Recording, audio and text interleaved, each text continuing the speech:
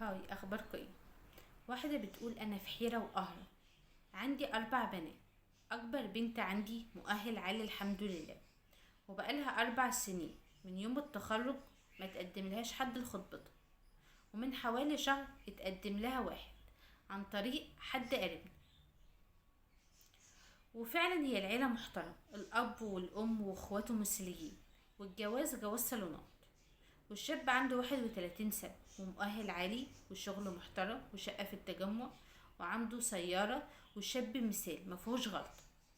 أول مقابلة تم القبول، والمقابلة التانية والتالتة جاب أهله، واتعرفنا على بعض واتفقنا وقرينا الفاتحة، وجاب والده ووالدته واخواته وقرينا الفاتحة تمام.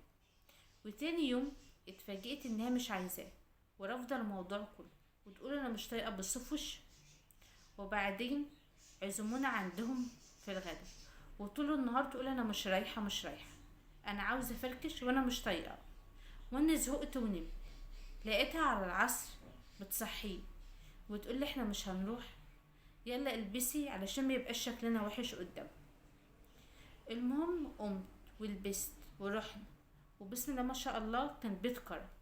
عملوا الغدا، وخطيبها قدم لها هديه دهب، واتكلمنا عادي. وبعد كده بعد ما خلصنا القعدة وروحنا لقيتها رجعت تقول انا مش طايقة، انا مش عاوزاه، انا مش مرتاحة له. عمل ايه؟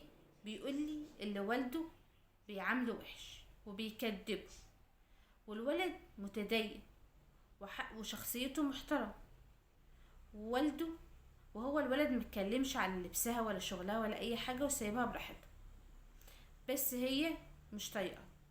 وبعد فترة تقول لا، خلاص اتفقنا واقنعتها واتكلمنا وخلاص.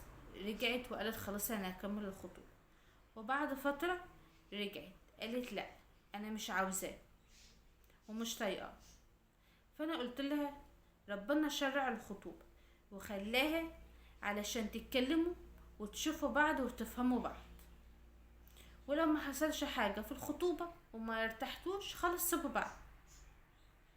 وبعدها برضو رجعت لنفس الحوار وتعيط وامتنعت عن الاكل وخست جدا، ووطت تبوس رجلي وتقول لي انا مش عاوزاه.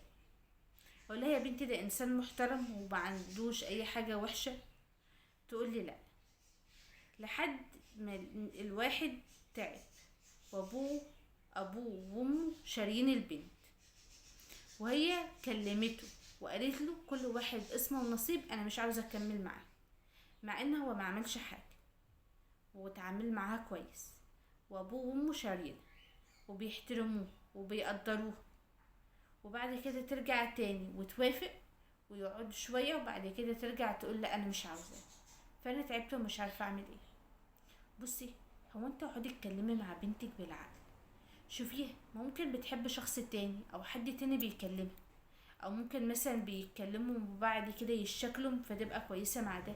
احسن حرام ان انت تظلم الشخص ده، حرام. وبنتك اللي بتعمله ده غلط. منتم يا تسيبوه وهو يشوف حال واحدة تانية بنت حلال ويتخطبوا ويعيش، بدل ما البهدل هو بيتبهدل معاكم، الولا بيتبهدل.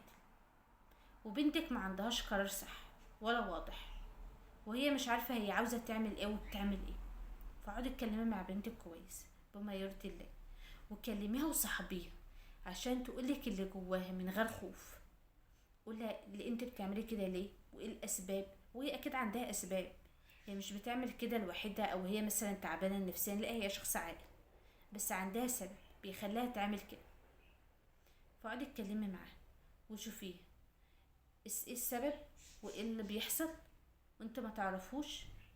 وبعد كده لو لقيت السبب اللي هو يستاهل اللي انتوا تقعدوا تتكلموا وتحلوه تمام، ما يستاهلش سيب الشخص دوت، خليه يعيش حياته ويرتبط بواحدة تحافظ عليه، بدل ما بنتك مبهدلاه كل شوية بحال. لا. وشغلوا قرآن في البيت، ممكن في حسد الله أعلم. يعني شوفي الحكاية ايه، لأن حرام، حرام بنتك اللي بتعمله فيه والولا يتظلم معاك.